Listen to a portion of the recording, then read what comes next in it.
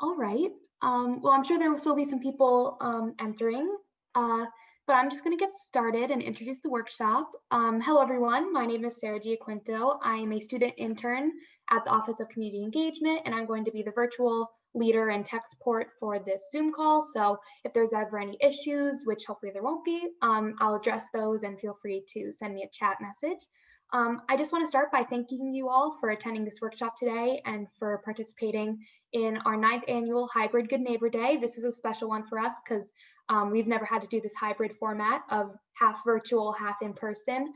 And yeah, I'm so excited to get started.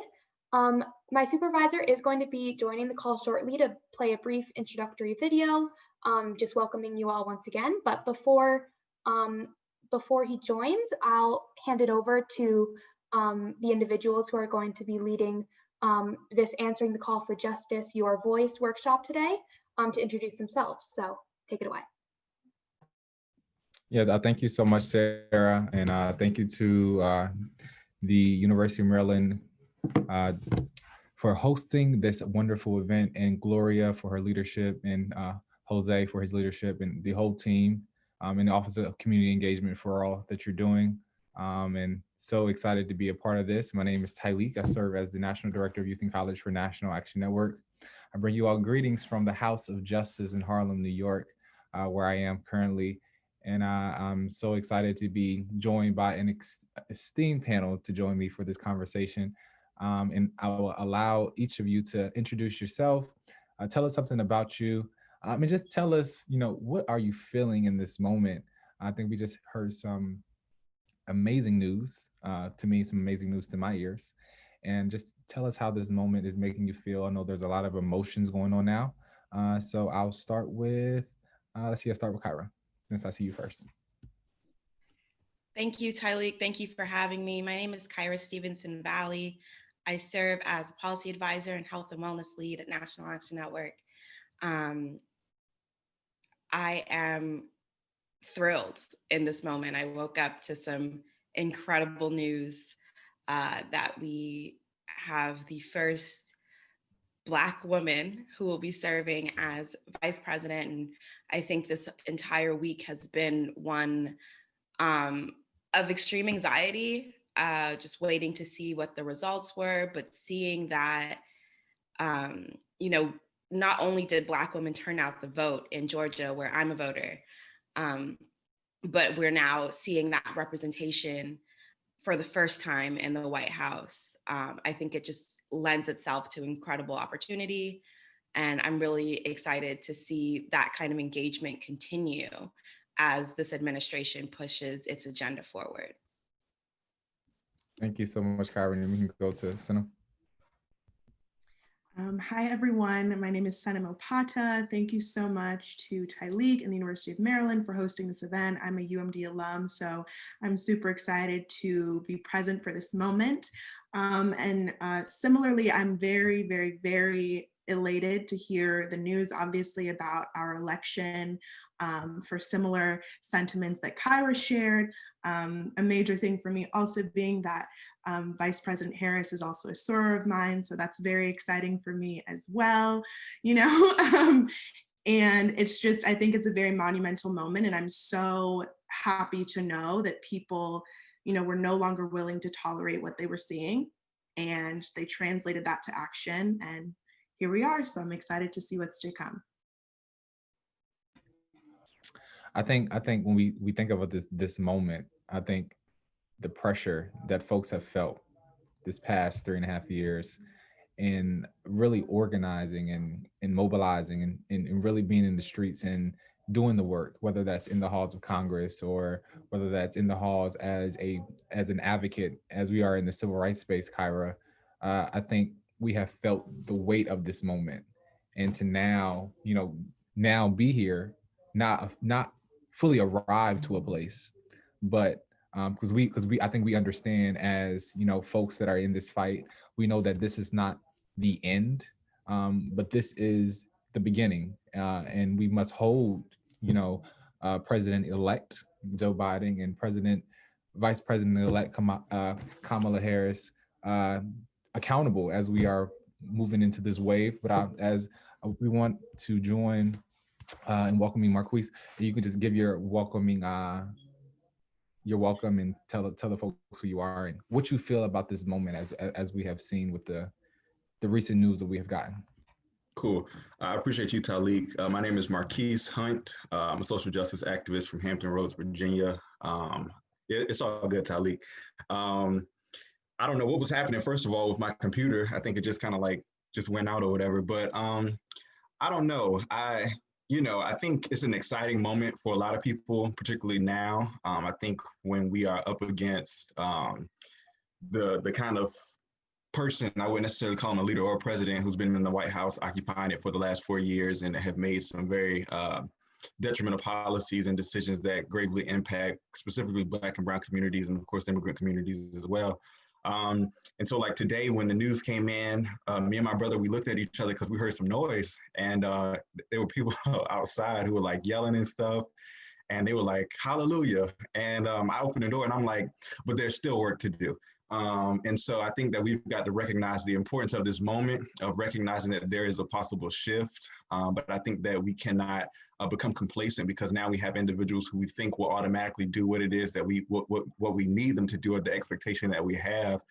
Because I think oftentimes that sometimes happens not necessarily at the White House, but in local communities. We have folks who will occupy a position, and then it's like until the very last year, we'll start trying to hold them accountable. So from day one, we've got to keep the same momentum that we've had with holding this president accountable as we will this administration. Well, let me first apologize. Like this is my brother here, and I messed up his name. I was just talking to some folks. Like I said, I'm in Harlem at the House of Justice, and I was talking to one of our folks in Nan Youth Huddle from Morehouse, and his name is Marquis. I'm like, no, wait, I'm messing up. But excuse me, I apologize. I really apologize. But I want to thank each of you for joining the conversation today. As you said, this is a monumental moment, and we understand that the work starts here. It doesn't end here, and I really hope that after what we see now in this news, that it pushes folks to stay involved and stay engaged. As you said, the work starts. And so I'm just curious, as we're in this conversation about answering the call for justice, I'm just curious as to how you got involved in this moment and what made you want to get involved. And maybe like for me, it was, a family member being around my great grandmother and being around folks who pushed me in these spaces. But for a lot of folks, it's also, lived experiences. They may have had family who were, involved in the criminal justice system, or, lived experiences. So that experience of getting involved in, social justice and advocacy and this fight called justice may look different. So I'm just curious to know what made you get involved in anybody can start. I can start. I think a very pivotal moment for me was the Freddie Gray case. And the reason why that was so influential is because I'm actually from Baltimore. And I was in high school at the time when, the riots, and I use that term very loosely, were taking place.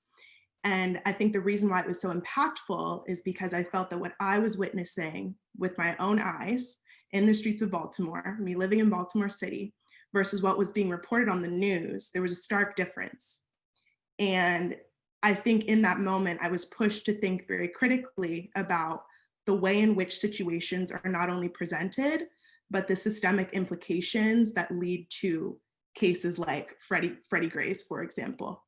And at the time, I was going to a predominantly white private high school where people didn't understand, and there was just a lot of ignorance that permeated in the space. And me being a Black woman feeling like, okay, you all are worried that people are going to come and burn your neighborhoods down. And all of this stuff is happening in my neighborhood, and I don't see what you're seeing. And furthermore, you all are making claims and assertions, but will be the first to go to sports games in downtown Baltimore. When you walk down a block, and what do you see? You see a lot of poverty, you see a lot of injustice, you see a lot of violence, but you'll turn a blind eye. And I think it was definitely a moment of like a reality check. And I was like, wow, okay, what can I do to become more informed? What can I do to become more engaged? Because not only does this affect me individually as a person, but the wider, Black community, for example. So yeah, I would say that. Definitely. I think for me, the sentiments were really similar. I think it was kind of the Eric Garner, Michael Brown 1-2 punch. I was on campus at NYU, which is a PWI, studying politics there. And there's this one day in particular that really stands out. We were going into like a quantitative methods of political science class, which is one of those huge classes where there are like 300 students. And of course, being NYU, there was just me and one other Black student in the class. And I think that was the day that the Michael Brown decision came out. And we all just learned that justice was not going to be served in that case. And this group of politics majors who supposedly are supposed to be learning how to run this country, how this country should be run, were more worried about their math homework than the fact that justice had just not been delivered at all. And I walked out. I went to a cultural center, probably much like this space that UMD is hosting now. That was particularly for Black and Brown students at NYU, and we just sat together in community. We found out about a protest that was happening that evening that was starting at Washington Square Park.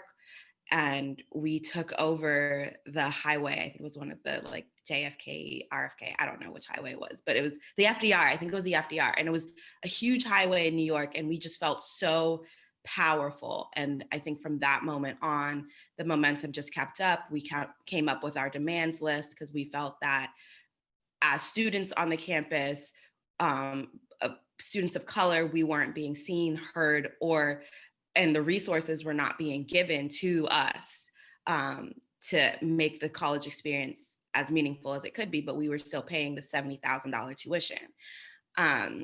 So I think that was like the moment. It started through college activism. And then, of course, being in New York, living down the block from where Tyleek is now, the House of Justice, being able to go to NAN's convention and see the civil rights movement engage with politics, my major, in a way that like my university wasn't teaching me. I think that's what got me into activism in this form. For me, it started April 22nd of 2015. There was a young 18-year-old boy, Black boy, by the name of William Chapman. And of course, like Kyra said, when we got that 1-2 punch, it almost severely knocked almost all of us out when it came to the level of response that it had. And William Chapman was on his way to school, to the public school system here in my city, and stopped by a local Walmart, and then was profiled, followed down by a security officer. And as he exited the Walmart, he met a police officer by the name of Stephen Rankin, who shot and killed him in the Walmart parking lot for allegedly stealing a candy bar. To this day, they've never been able to find. A storyline that's often very much familiar and similar to many of the storylines that we've seen that have caused the death of a number of Black and Brown young men and women in this country. And then I think fast forwarding, I think that it's particularly for me, the dedication to this fight, I think very similar to Kyra and Tyleek, their experiences. I know we've been able to kind of operate in some of the same spaces, but being able to see civil rights firsthand and the connection between policy and this movement. But I think it's also unfortunate that as Black and Brown people often demand justice, we're not the ones who are able to grant it. And so when we have folks who are often calling for justice for a number of families across this country, we often question what justice really is in America, because when you think about it, when white people do things in this country, like kill George Floyd or kill Ahmaud Arbery or kill Breonna Taylor, they're not necessarily looking for justice because they know that the system that has been in place that has allowed them to kind of, really commit these violent acts will set them free at the end of the day. And yet when it's turned on the other cheek, Black and Brown folks are often disproportionately disenfranchised and sent to jail for a number of crimes that should not even be on the books or even be considered. And so I think I also add that I think that it's important for us to recognize that for folks who are, engaged and involved in this movement, it's a lifetime thing. And so we've seen folks who have kind of like, they come and they go. But I think for us who are here, we're really recognizing the importance of not necessarily a particular moment, but this movement that we'll dedicate to for the rest of our lives. That's it. That's it. And so like for me, when I started off, it was really I used to sit with my great grandmother, and she used to watch CNN and C-SPAN and House floor proceedings like we watch Real Housewives of Atlanta. And so I used to just always sit around and watch this. And so I'm like, these are the folks who make decisions. And so for me, it was really that emphasis of family pushing me to be in these spaces. When I think about my grandmother, who was the local NAACP chapter in our local community, and she was also the president of the local Democratic committee, and we had to work polling locations from 4 o'clock in the morning to 8 o'clock at night. And so I think for me, it was really those experiences from family pushing me in these spaces. But also when we see working in these spaces, I've been working for Reverend Sharpton under his leadership since I was 13 years old. And so when we see these cases of George Floyd, we see the cases of Ahmaud Arbery, we see these cases of Eric Garner, and see these cases of Trayvon Martin, and we see time and time again how the system has failed Black and brown communities. For me, it was just like, this work can become very, very tiring when you don't see the fruits of the labor as fast as you want to see it. So when we think about the word justice, we know justice can be slow. When you think about justice, what does justice mean to you in your own words? If I could ask you, okay, what is justice? And you have to give the definition. What would you say? What would you say that is?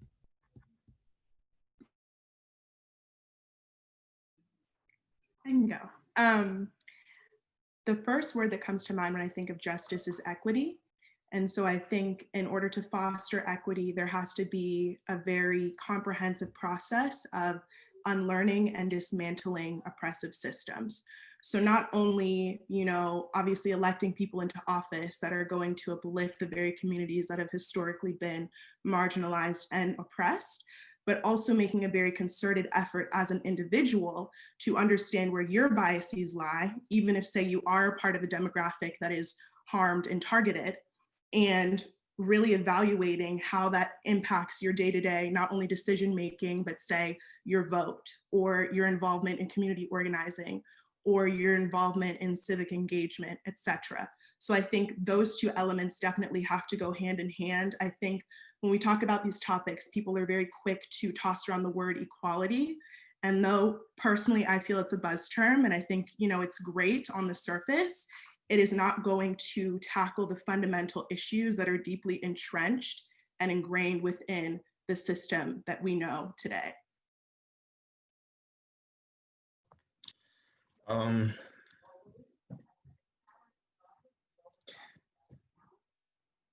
Honestly, I don't think that I could even begin to describe what justice is because I've never seen it. And I think for me, when we talk about these ideas about what justice is, I think sometimes we often get confused. We confuse progress with justice. And so we'll see folks who start, cases start, getting into the courtroom, people start gathering, marches start happening. And although progress is good, I think sometimes the end result is often a failure to those who are, again, like us, fighting for this idea of justice. And so, I think I've never been able to truly identify what justice looks like. Of course, I've had close family who have been impacted by the criminal justice system in ways that you could not even begin to imagine. And justice was not a response that was even an option for them. And I think that when we also think about justice, I think we have to correspond justice to this idea of the American dream and what justice has been presented to us as, because unfortunately, the American dream has been at the expense of Black people in this country. And so I don't know if I could truly answer the question, but there's my answer. I love that because we think about the fact of we talk about justice and we talk about the aspiration of getting to this place and arriving to this place that we have yet to see. And so it's I totally agree, and I love that response. And Kyra, if I you have if I could follow up before Kyra goes, I think too, in the process of progress, all of the things that we do have to be measurable. And so I think that if there is this point where we get to being able to identify what justice looks like, we've got to be able to measure it and then also be able to identify when we've actually gotten there. Because I think a lot of times, we become a part of the cyclical movement of, things happening over and over again. But I think too, at the same time, we kind of like keep on going, and then like nobody ever stops to like truly acknowledge like the point that we're at this specific time, so that we can actually be able to take a note of where we are and regroup and figure out where we need to go next. And I also think that there's so much happening in this country, that Black people, Black organizers, Black activists, we've seen a number of posts happening over the past couple of days about the importance of Black organizers and activists who've been doing this work on the ground. And even folks who don't even identify themselves as organizing and activists, but have been committed to this fight. I think that to that point, we've got to truly, I think we've got to have an idea about where it is that we're going. But I think that there's so much happening in this country that when things do pop up, we begin to pivot. And so it's like we often sometimes take our focus off one thing and go on to the next. And sometimes it's somewhat difficult for all of us to just be on the same grind for everything, because we just know not necessarily how important one thing is to another, but literally when things are impactful as they are and as they have been to Black and brown people in this country, we've got to try and like share one person to so many different things. And like you said, Talik, it's somewhat difficult to do that. and justice looks different on the racial justice is different than economic justice, and economic justice is different than climate justice. Like there's so many variations to what this justice spectrum is, that it can definitely become like blurred. And so yeah, I love what you said. Kyra, anything to say? Yeah, no, I definitely agree. I think it's hard to describe something that we haven't seen. I think if we're imagining justice right now, we're kind of limited by our life experience, where we're just saying like, hey, if you kill us, if you murder somebody, can you go to jail for that? Just like we would? Like it's we're dealing with such injustice and inequity in the system that so like our focus is on that. When we even think about like huge civil rights wins, like the Voting Rights Act, that was amazing. But is that true justice in voting? Because we're still seeing attacks on that bill. And then we still know that there's so much more to go. There's so much more to do to strengthen that measure. So I think it's hard to define what justice is, but we definitely know what it isn't.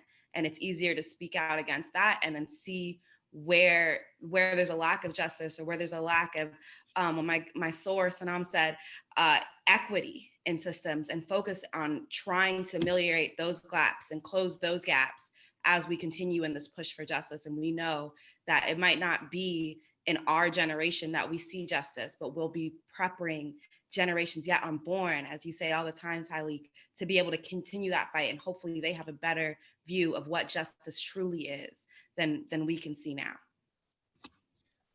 So for those who don't know, Sinem and I were both Congressional Black Caucus interns together, and we had the honor of serving in a year that we've got to learn and grow under leaders, as we think the late Congressman John Lewis and the late Congressman Elijah Cummings. Sinem even had the opportunity to intern for Elijah Cummings. And so just imagine the wealth of knowledge that she had being able to work in his office. And all the time, I always mention in the spirit of late Congressman Elijah Cummings, what we do now in this moment. And I think he echoed this to us, and correct me if I'm wrong, throughout our internship, that what we do now in this moment not only affects us, but it affects generations yet unborn. He said something to us at our graduation. He said, I'm depending on you to like basically stand up and fight for fight for like this worthy cause of justice, or this worthy cause of what we to fight against a racist and a bigot and a xenophobe and a homophobe, and the list goes on. But he said, when I'm dancing with the angels, I'm depending on you. And I think now is really a good segue to the next question is,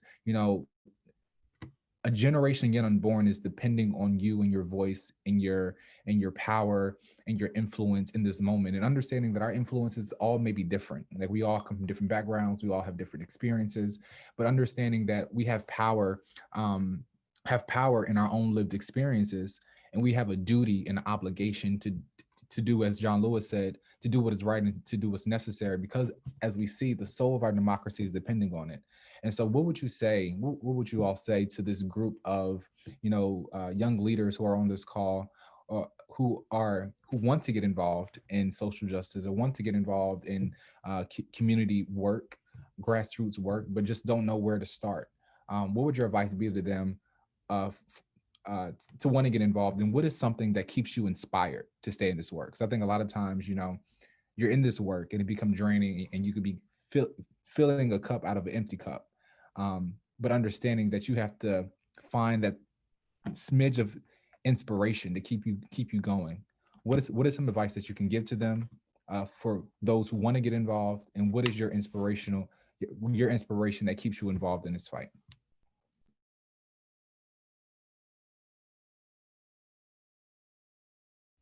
I can start. My advice would definitely be find a political home, find something or an organization that aligns with your views of what pushing for justice looks like right now in this moment, and learn from that political home, whether it's like a NAACP, a National Action Network, ACLU, Planned Parenthood, wherever it is, whatever membership organization that you can join, definitely do that. Be involved in your community any way that you feel drawn to. I think especially this summer, we've seen so many different ways for activists to be active, right? Whether you are outside in the streets or you're at home, really amplifying messaging through social media, or if you're not necessarily leading protests, but you're like my good friends at Fuel the People, feeding people at these protests, feeding people when they're at the polls, whether you're serving as a poll watcher. There's so many ways to get involved. Just find something that speaks to your spirit, because that's what's going to be able to keep you in it. Like, that's what's going to inspire you. I think there's a huge amount of power that comes from marching every day and leading marches every day. But there's also the opposite side where you are tired. Your legs are tired. Your voice is tired. So you have to do it in a way that drives you, where you feel like you're making a meaningful difference. And giving back to the community that you come out of. I think that's what inspires me the most. Like, I think, especially in this election season, I mentioned at the beginning of this call, I'm a Caribbean American woman, and I saw that there was a huge amount of people talking to the African American community, especially after the 2018 elections, where we turned out Alabama and put Doug Jones in his seat. That you saw a different level of respect for Black women. And I think that even culminated in Senator Harris being on the ticket, which I love and appreciate. But I also saw that, like, in that there are gaps, and people weren't really coming and talking to my community. And we have strongholds in cities like Atlanta, cities like Philadelphia, like cities that they really needed to turn out in this race, obviously Florida. And I didn't feel like we were being spoken to. So I worked with some of my friends, and I, like, in addition to everything else, was like, okay, I'm going to host some webinars, some textathons, like really make my post geared to talking to my community. And it inspires me because I feel like one day I can imagine them like really taking Caribbean Americans as a serious voting bloc. And that inspires me. And it just seeing people like talking to us, people taking us seriously, the wins that we've gained, even though they can be sometimes come with huge losses, that I hold on to those. And it wakes me up and it keeps me doing the work we're doing. I know right now we have a huge fight ahead of us in Georgia, but the fact that Georgia is blue for the first time in my lifetime, and we did that, knowing that we did that, inspires me. So that's what I would suggest just like whatever it is, whatever's bringing you out there, hold on to that. But make sure that you're growing in the same way that some of you, you know, I think a lot of us grew up in the church. The way you're growing in a church home, grow in a political home, and connect with an organization locally in your community.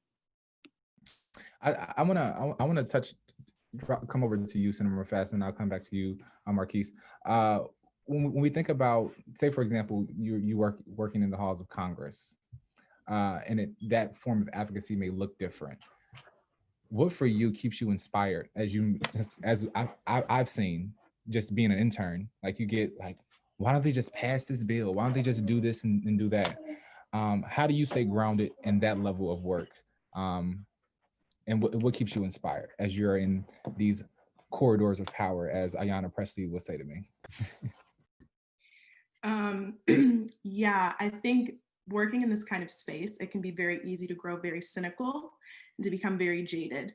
And seeing what happens firsthand, because I still work in Congress now, seeing what happens firsthand, I see that change is very incremental, it's very bureaucratic, and there's a lot of show involved, right?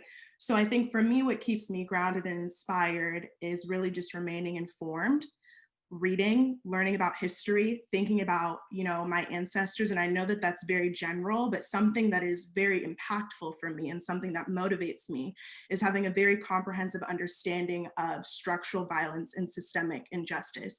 I know for me, having read different articles or, you know, understanding how previous legislation currently informs our modern experience, it'll radicalize you. I know for me, it really prompted me to be like, okay, well, this isn't really going to work.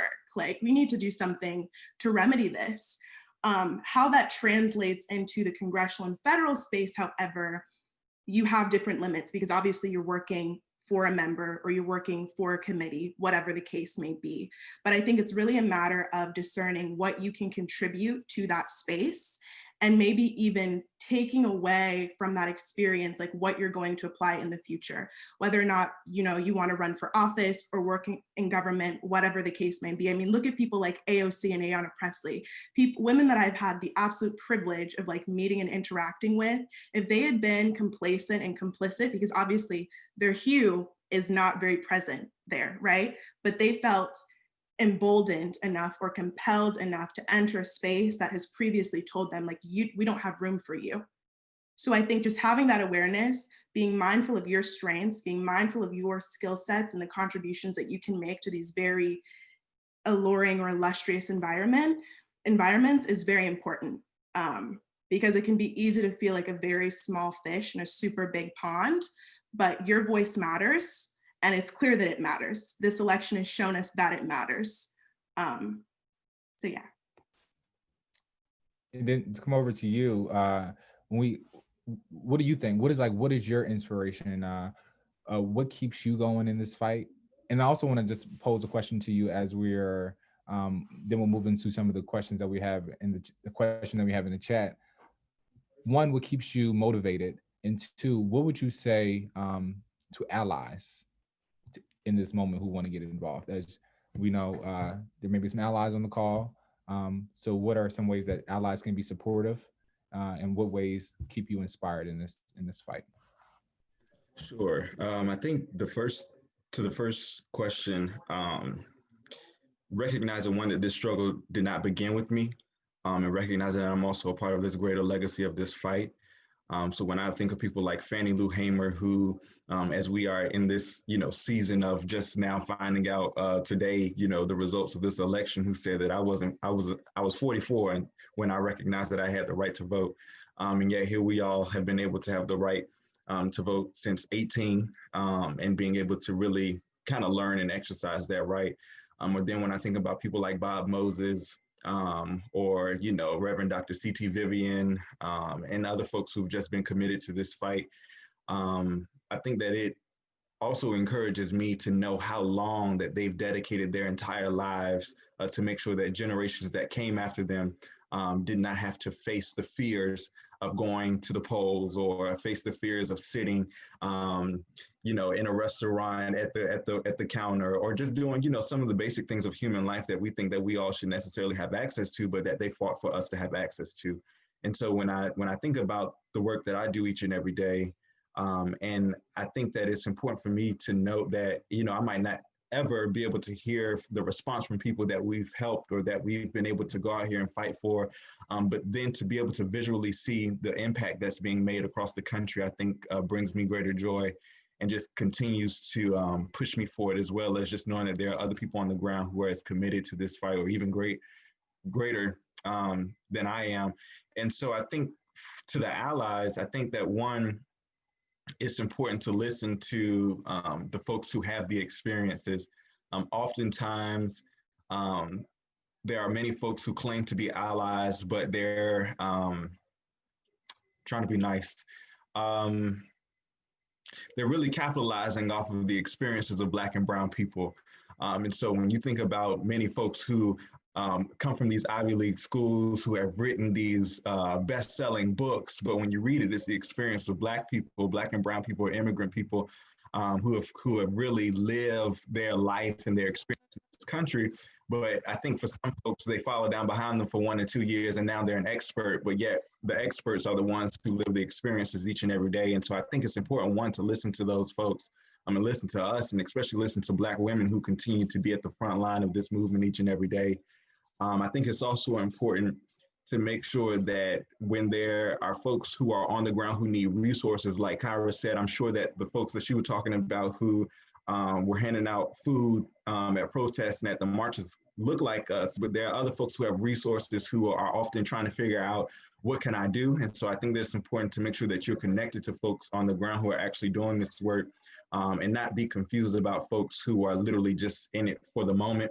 And then I think it's important to make sure that you do your research and your readings, because a lot of readings from Black authors and Black and brown authors and immigrant authors who can tell the stories about their experiences and how it can be definitely impactful to you and your learning, because I think that allies will never be able to truly understand the experience of our experience here in this country, but the least that you can do is be able to educate yourself about the experience and why we go so hard the way that we do. Amazing way to put it. I couldn't have said it better. I'm going to touch on a question that Gloria has in the chat, and I want to first also honor her leadership and for leading the Office of Community Engagement and all that she's doing in the efforts. Thank you so much for joining us today. She asks, I think as we find ourselves in a divided time, we find ourselves in a divided states of America instead of a United States of America. How can we bring communities together in this moment?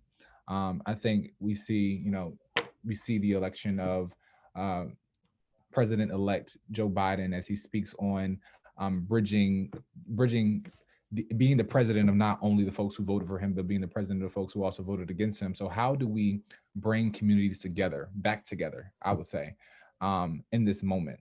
What would your advice be to helping bridge that gap between communities as we find ourselves in a battle of, not only are we in the battle of the disproportionate rates of folks dying of COVID-19, but we're also in the disproportionate rates. We're in the pandemic of racism as well, and a split in our country. How can we unite and bring together communities in this moment? Any advice? And we can get one of you to answer that as we jump back, or whoever is feeling.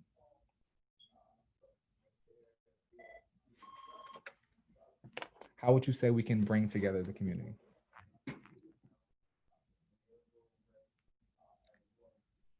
Anyone? I will encourage, let's say, oh, go ahead. Sanam, you got it?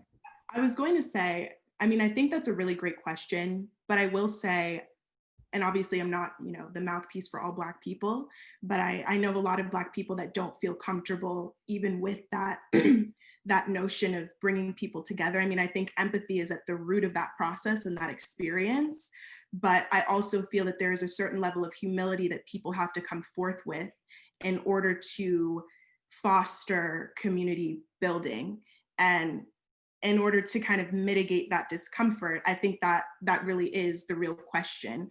I'm all for, diversity. I'm all for bridging gaps. But if I know that I'm entering a space, especially the fact that knowing that anti-Blackness is a very universal sentiment that's shared amongst many other racial minority groups, so to say, or ethnic minority groups, like people might not feel prompted to want to enter these environments. So really just taking the time to like reflect and think, okay, let me check my bias, let me check the way that I think, and what can I do to become more educated about this community that I seek to work alongside with, or that I seek to learn from. I think we kind of need to move away. This might sound a little bit bad, but I think we kind of need to move away from this ideal of community and togetherness and really be candid about what is it that is at the root and heart of our division. Because I don't think it's just, oh, people are just mean to each other. I think there are deeply rooted ideals that we're all conditioned to believe that prompt us to function as, you know, individual little groups, so to say. That is an amazing way to put it. And I think when we talk about the whole privilege piece and folks being able to check their privilege and understanding to being able to check their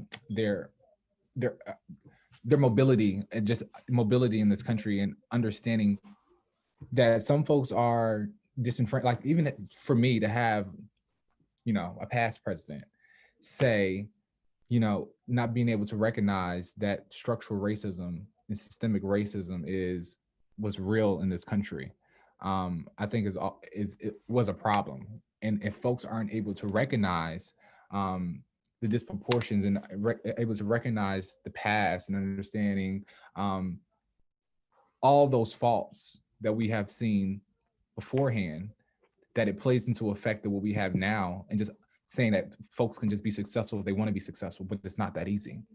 And so being able to check that privilege and being able to check that realization that it's just not that easy, I think is also a first step. And like you said, being able to contextualize that, I think is the first step. And I think this is a great question that goes into a question that is in the chat. It says, how can someone with a mixed background reach individuals and their families that may have that may not have the same viewpoints as their own? So for example, we find folks in families who have really, really strong political disagreements. You may find someone who's say for example, not to throw, you know, their family out there, when we think about, say, the Conway family, you know, and the daughter was very, very, did not like Trump, but loved, you know, supported Joe Biden. How can someone who is in a predicament, who is, you know, for justice and for X, Y, and Z, talk to their family who is very, very disagree, like not against it? So what would your advice be to someone from a mixed background to reach individuals in their families who may not have the same viewpoints as them?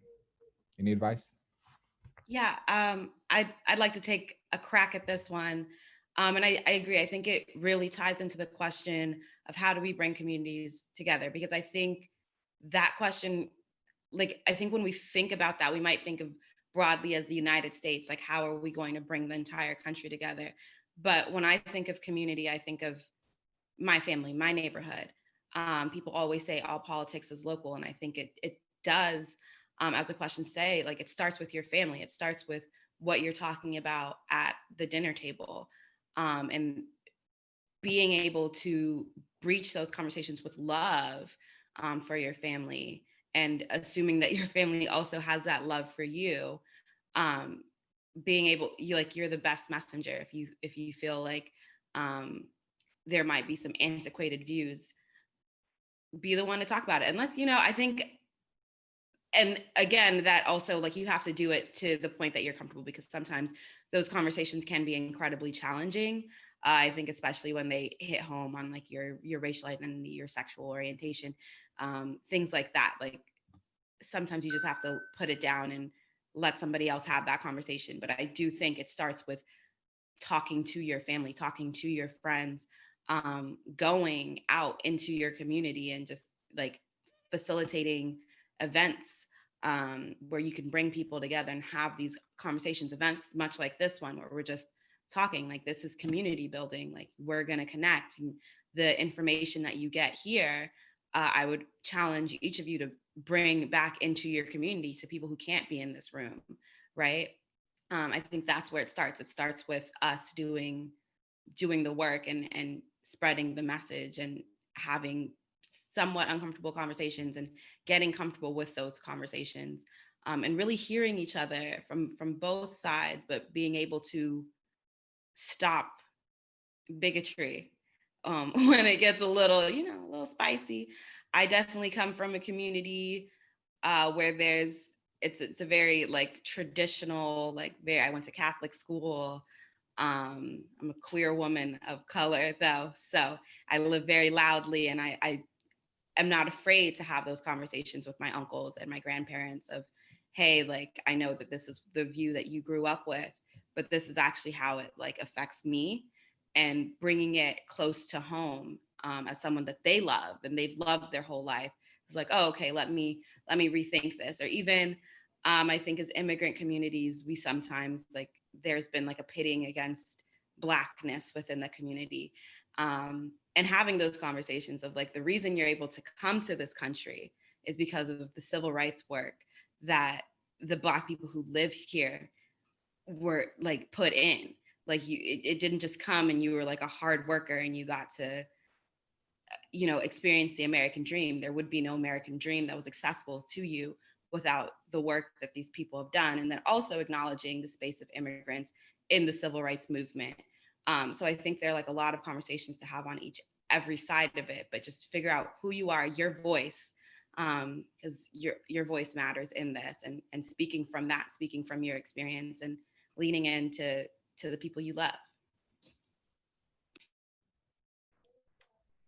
I think we can talk about this all day long, because I mean we do this work day in and day out, and I do want to say I do appreciate and commend each of you for the work that you're doing.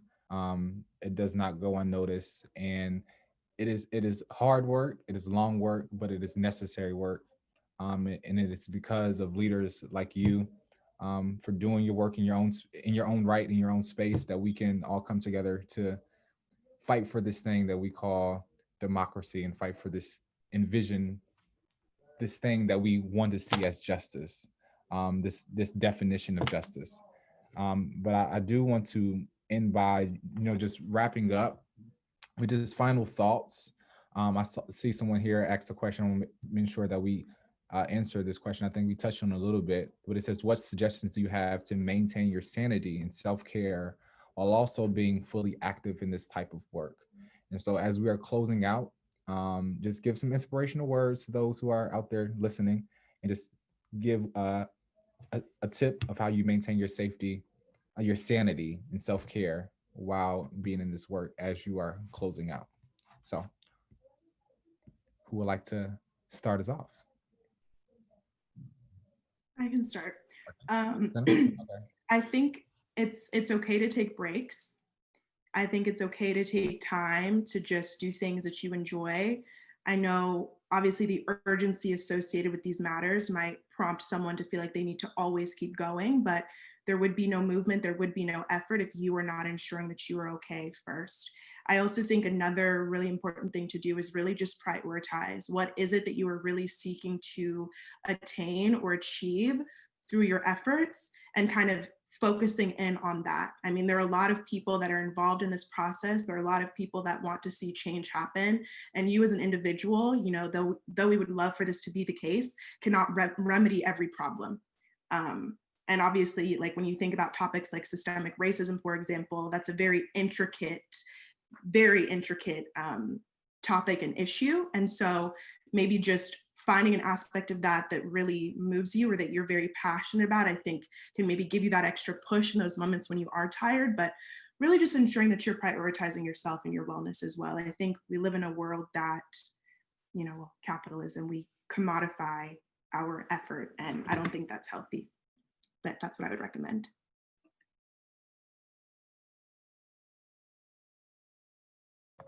I guess I'll go. I think it's okay to say no. I think that it's also okay to set boundaries. So for example, if it's not happening between 9 and 6:30, I ain't doing it. Because I think sometimes we're often, and sometimes I don't think that we've necessarily watched other people do this, directly, but I think that we've kind of conditioned ourselves because of how dedicated we are to kind of just be like, get up and go, yes. But then I think sometimes we could become sick. Our bodies can literally become tired from not taking care of ourselves, and we definitely have to take moments to do that.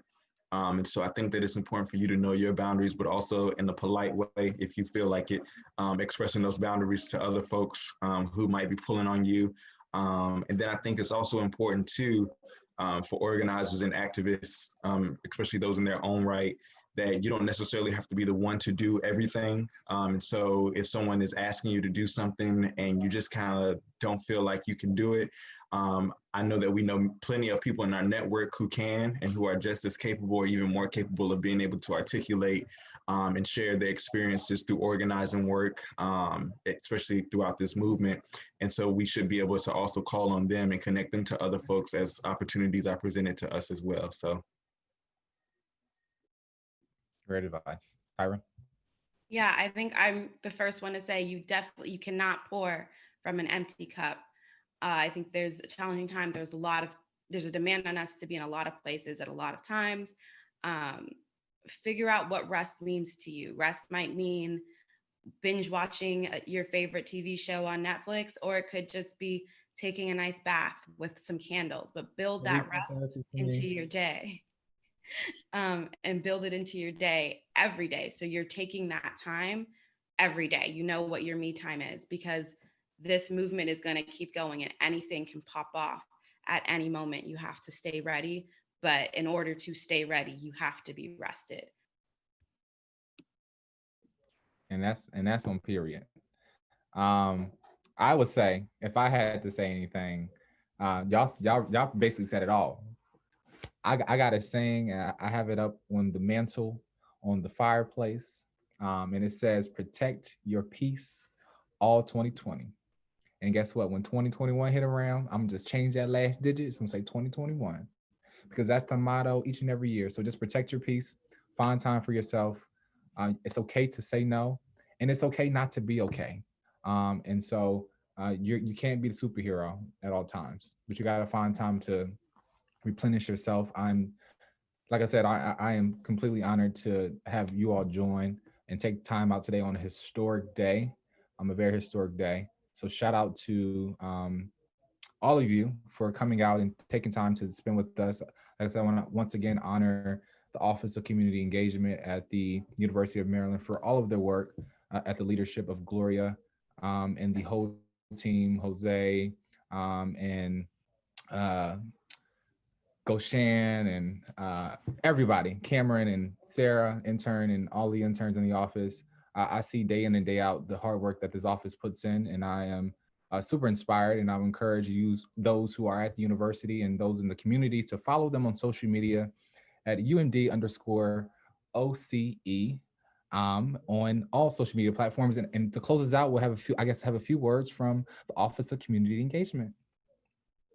Thank you for having us. All right, so we weren't prepared, but you gotta stay ready, so you ain't got to get ready. So here's our fearless leader, Gloria. Hello. Do you want to say some words, Gloria? Yes. Let me this a little bit because it's a little bit hard to talk. But thank you everyone for doing that. We have a lot of hope, and this is we're gonna come together. And the answer about building communities and bringing communities together, you nail it. I love it. That's exactly what we need to do. We need to look within ourselves, check our privilege, and see what it is that we need to be working on to really be the empathy that we need in our communities today and in the future. So good luck to all of you, and thank you for being part of this historical day. Go Turks, good Neighbor Day, and go the United States of America. Yeah, that's right. Awesome. So thank you so much. Thank you.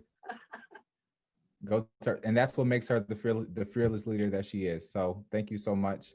Thank you all for joining us, and tell us where we can follow you at, just so folks who want to follow you past this this Zoom. You can follow me at all social media platforms at Tyleek McMilian, and also on website tyleekmcmillan.com.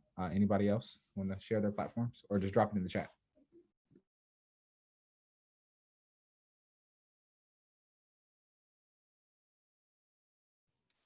You can follow me. I'll drop it in the chat, but you can follow me on Instagram at Kyra Valley, on Twitter at Kyra S Valley. And I would also encourage you to follow National Action Network at National Action on Twitter, at National Action Network on Instagram. And I'll put that in the chat as well.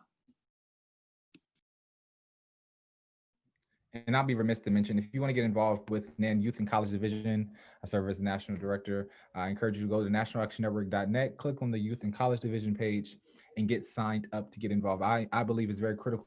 If folks are going to make decisions about young people, then it's critical that young people are at the table where those decisions are being made. We have saw this election that it was the voices of young voters and young people that had helped push Joe Biden and Kamala Harris over the finish line.